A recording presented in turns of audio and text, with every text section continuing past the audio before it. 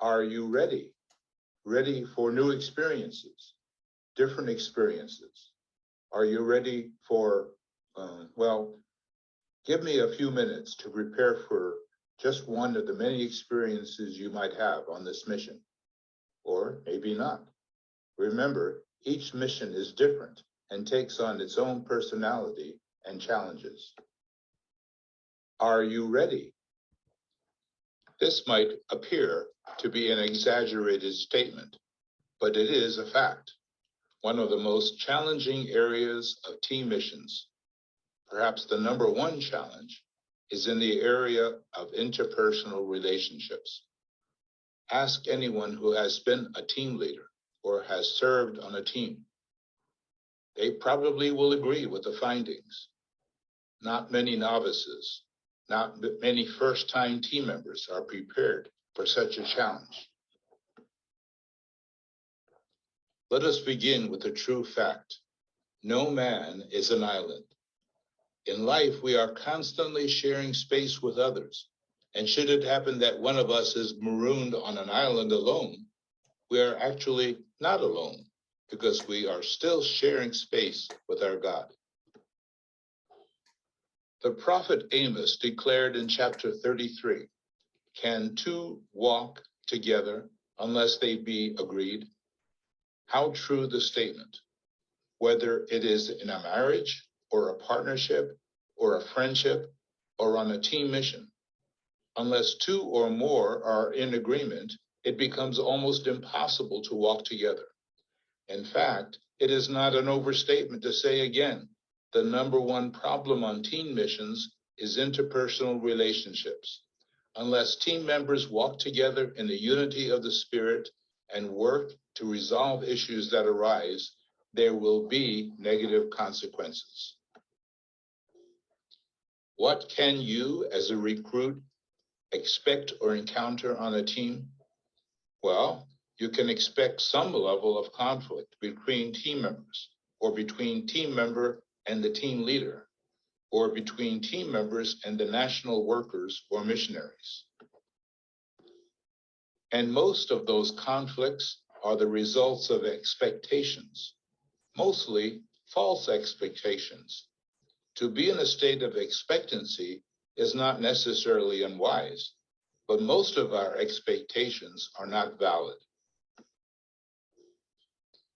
The conflict issues are often caused by these circumstances: challenges for tight quarters, unfamiliar schedules and routines, power and authority issues, personal rights being challenged, individual differences of team members, and others' cultural differences, character flaws of team members, others' physical, mental, or emotional problems, and the significant other.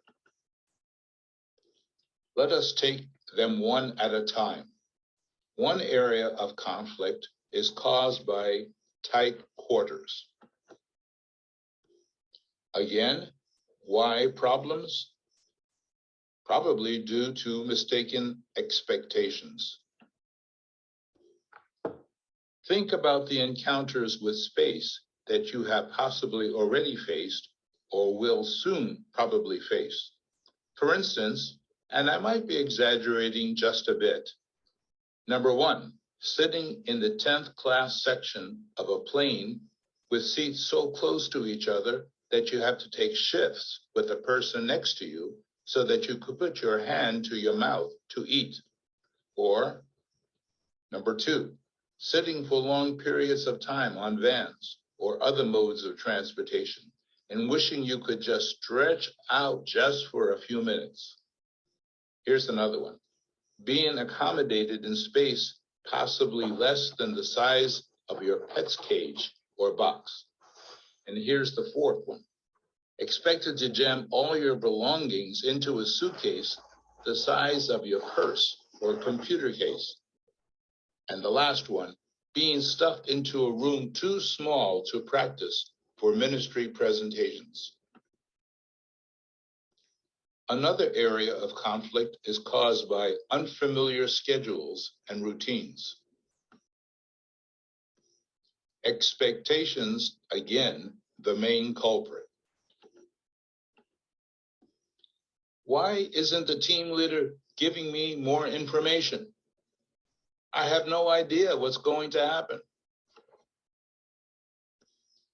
Or maybe I have no idea what's going to happen, and I love it. Oh, really? I never heard that remark before. You might be a night person or a morning person, but expected to change into an afternoon person for sleep. You might have to learn new procedures and schedules when vying for the toilet or bath, or even when dressing. You might have to curtail your eating demands put on you by your stomach. You might find personal devotional time being postponed to different times of the day. And you might be asked to gather for practices, group prayer, or ministry at those inconvenient times of the day. And you might be required to meet at a certain time, only to have to wait for others or those nationals who seem to have their own idea of on time. Remember, expectations of perfect conditions is really unrealistic. Another area of conflict is caused by dealing with power and authority issues. Recognize the writing etched on this pencil. Issues with power and authority. You know, it is common on a team mission to find oneself not prepared to encounter the political regulations and the authority of the host country. Some regulations might be unreasonable, at least to you, compared to the procedures of your own country.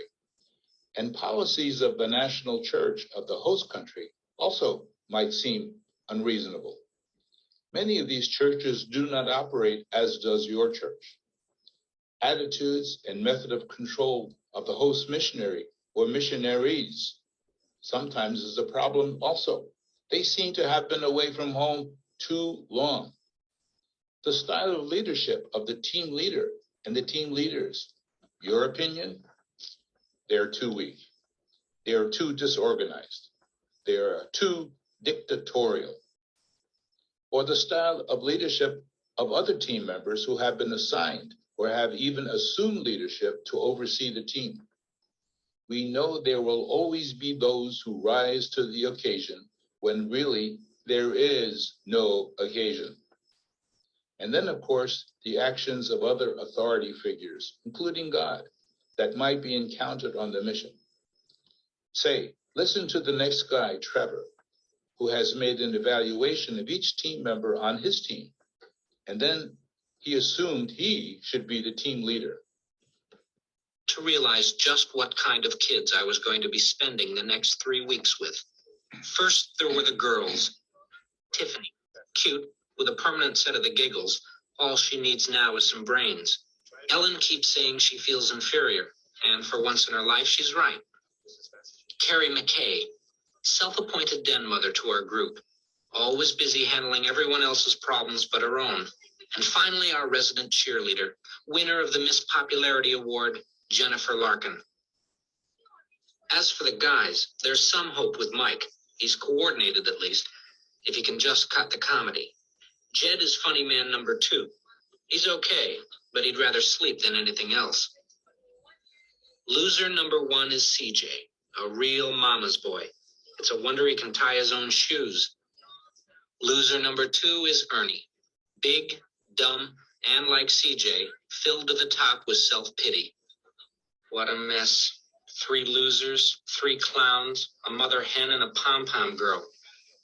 Well, I guess somebody's got to lead this pack, and I'm elected.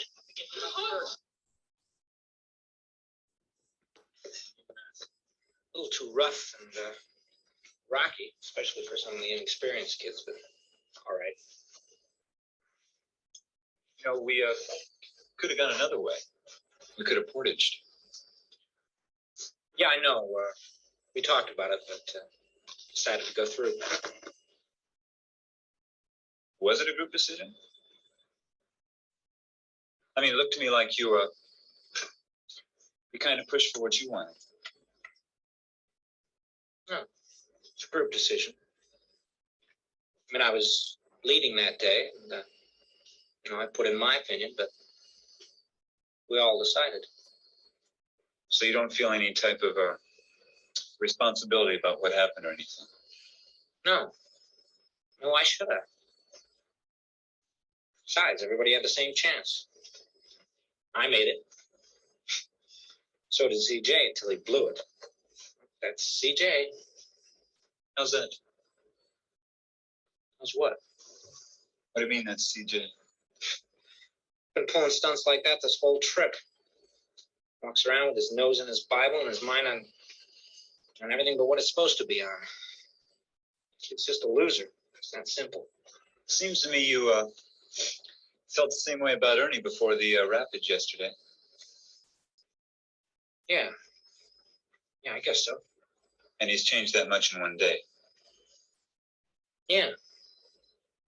Yeah, I mean, he did something. He saved Tiffany from going over the falls. He proved himself. It's a lot more than CJ's done. We must realize that another area of conflict is caused by expected personal rights. Oh yes, expectations. Most team members have an expected level of personal rights that most likely will be challenged in the area of dress code or standards. You could hear them say, I have a right to make my own decisions concerning what I want to wear or how I conduct my life. Or, do I have to wear trousers or skirts, jeans or dress clothes, tank tops or sleeve t-shirts? And why? And if we were instructed to wear no shorts, why is that team member wearing shorts? Yeah. And then some others have a problem with personal time and privacy. You could hear them say, I need my space. For instance, sometimes you will be with people around the clock. Actually, some well-adjusted married couples often request time off from each other because they have never been together for such a long period of time. Another area to be challenged is the personal material possessions that you might have. You could hear people possibly say, no one is allowed to share my clothes or touch my personal possessions. Or like little children, you can often hear them say, that's mine. Some people even feel they have a right to better accommodations and food. Believe that? Sometimes you could hear team members say, everyone should be treated alike. Yeah, older team members, physically challenged team members, all should carry their own luggage. Well, that's what they think. And then there are those who have other issues. For instance, if they want to be depressed, they say, I have a right to be depressed. And then there are those who have a problem with personal rights being challenged. Because of their philosophy of life, you could hear them say, I have a right to not be denied my personal rights. Another area of conflict is caused by individual differences. Does one need to be reminded here? We have all heard or read about the various classifications of personal differences. For instance, one way to describe these differences is by the 4 temperaments. I'll go through them quickly. First, the choleric person. In some ways, these team members are aggressive, strong, they are driven, but in other ways, they can be insensitive, annoying, given to anger when things don't go their way, and perfectionism. And then there are those who are classified as sanguine. In some ways, these team members are fun, encouragers, love people, and are the life of the party, and are sometimes great spokespeople. But in other ways, they are sometimes not detailed-oriented. They are usually undisciplined, impulsive, and are not always time-conscious. Think about yourself as we continue with this list. There are others who are melancholic. At least that's how they are described. In some ways, these team members are creative, perfectionists, attentive to details, exacting, but in other ways, they can be moody, angry, sullen, and think their way is right. And then there are the phlegmatic. In some ways, these team members are friends of everyone, calm, cool, loyal, and even keeled. In other ways, they can be boring and uninspiring. Describing differences in another way, there are some that are crisis-oriented. They are organized, disciplined, they plan ahead, they are pessimistic, they seek immediate, quick responses, and they have a procedure which works mentality, while others are non-crisis-oriented, and they are laid back except when action is necessary.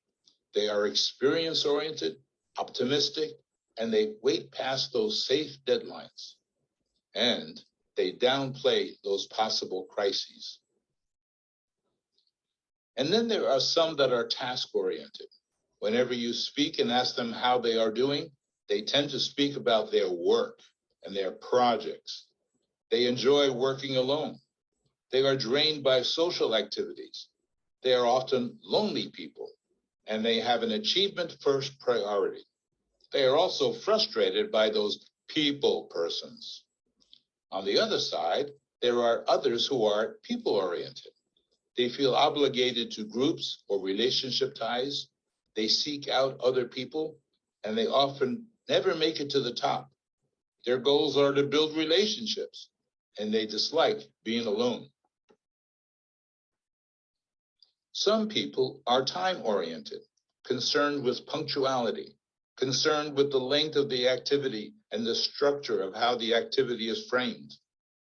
Did you hear the story of a missionary who was so frustrated by a national pastor because he did not end his meeting at an appointed time? Well, to solve what she perceived to be a problem, she rang the church steeple bell and drowned out his preaching until he had to stop.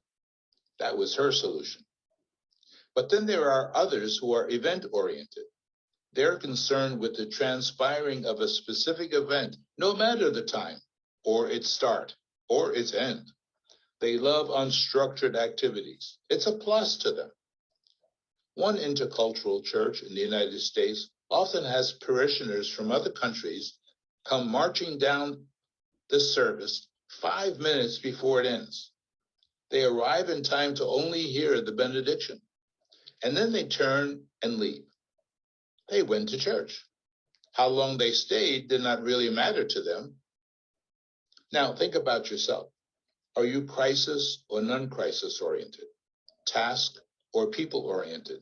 Time or event oriented? And then what about the other person that's going to be on the team with you? God help the team if everyone is not time oriented. Some people ask, can you be a little of both? Yes, many times that happens, but if you would look closely, you will notice that you are predominantly one or the other. Speaking about differences, we all know about gender and age differences, don't we? Have you ever heard these profound bias statements? Only guys like sports. Only women are to be in the kitchen. Old people are only found in nursing homes. Another area of conflict is caused by cultural differences. I would like you to throw away all your pencils unless they look like this one. I'm sure you realize that everyone has a learned cultural heritage. We all have been affected by our nationality, our religious affiliation, our race, our peers, and so on.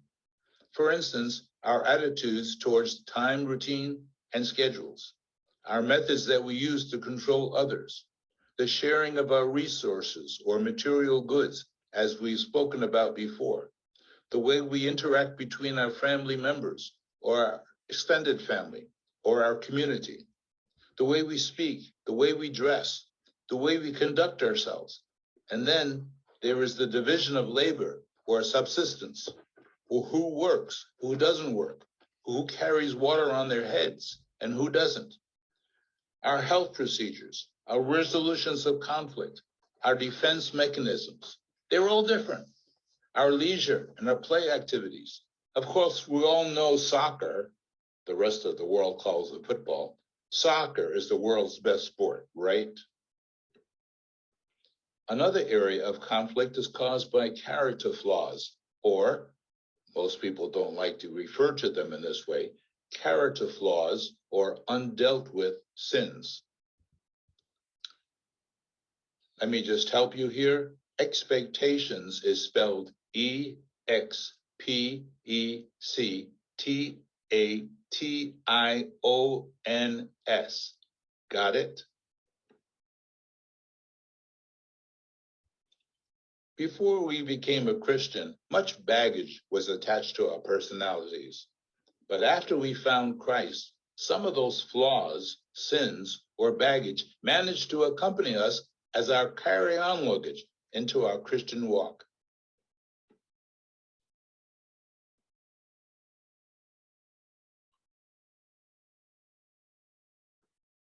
Another area of conflict is caused by physical, mental, or emotional problems. Some issues that team members have might be ongoing. The team member might have come with those issues, but other issues might be caused by travel experiences. There are those with obvious challenges, but others may not be so obvious, and so we need to be alert. If you were attentive, you might wonder where the pencil went on the last area of conflict. Sorry, but somebody was using it, as they should. The last area of conflict to be dealt with, and this list is not exhaustive, of course, that last area is caused by the significant other issue. Now, this does not happen often, only occasionally, but it might pop up on this team. I think you know what I mean when I say the significant other, getting too familiar with the opposite sex, and that can be persons on the team or interacting with nationals. It can cause situations where team members separate themselves from the activities and communication, but the whole team seems to fall apart. And then there are possible inappropriate behaviors that might take place. See, cultural taboos might surface, and the team ministry might be shortchanged due to the need to deal with that situation.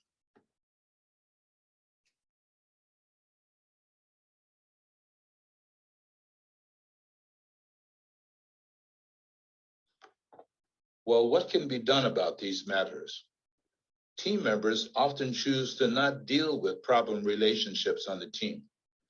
Some typical responses might be blame shifting, or some team members resort to anger and rage, and others even to attacking other people. Don't be surprised to see some withdrawing from others on the team because of problem relations. And then there are those who will just have a desperation for the end of the mission. They can't wait to go home. Lastly, there might be some who actually do go home and they don't come back. Other team members often choose one of the following options when supposedly dealing with problem relationships. They substitute for a proper relationship by playing the hypocrite. You know, they act as if they like others to their face, but behind their back, they are ready to use that gossip knife. Some relate only with those of their liking and develop cliques, excluding others on the team. They look like people persons because they have people all around them, but you will notice it's people just like them. And then finally, there are those who reckon others dead by acting as if those people don't exist. The Bible speaks about reckoning the old man dead, not other people. Thank God for those who make an effort to resolve those interpersonal relationship issues by praying and working through together and by seeking godly counsel from the leadership. The following recommendations are helpful to keep from problematic interpersonal relationships before they start. First, stay on target. Remember the purpose for this mission. Secondly, pray with and for each other. Pray for other team members as well as non-team members. Third, learn to recognize the differences in people, then determine to bridge those differences with God's help. And fourth, be willing to be reoriented in personal values, personal lifestyle, and personal attitudes, those areas needing to be changed, and then change yourself. And do not insist that others think, behave, function, or judge the same way you do. You know, differences do not mean that others are wrong. Finally, ask God what can be learned about yourself. Now, suppose a breach of relationship does occur on this team. What should be the godly response? I believe it is bridge building. God can give you grace to help you to know how to build that bridge.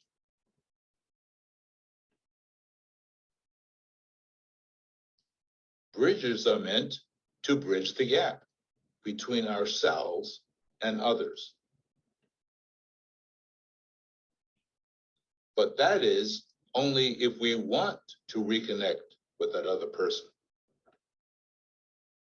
Some suggested bridges, if you are interested in learning how to build bridges, living a constant surrender of our life to God. Knowing ourselves and dealing first with our own core issues. Understanding people much better. And recognizing contributing issues that have already been discussed. What is the result when not dealing with problematic interpersonal relationships? Well, of course, stress is often caused by those unresolved issues. And then the ministry is affected negatively. Of course, God is affected by our attitudes. And lastly, the team person with unresolved issues has not benefited by the team experience hardly at all. How can appropriate behavior be defined? Well, first, it's an attitude of openness, welcoming others into your presence and having them feel safe. It's showing acceptance, making others feel valued, significant, and important. And lastly, it's trusting others, causing the relationship to go beyond surface level, producing a bond of mutual cooperation. It's checkup time. Do you have an issue with unrealistic interpersonal relationship expectations? Come to terms with it earlier rather than later. Remember, Amos 3, verse 3.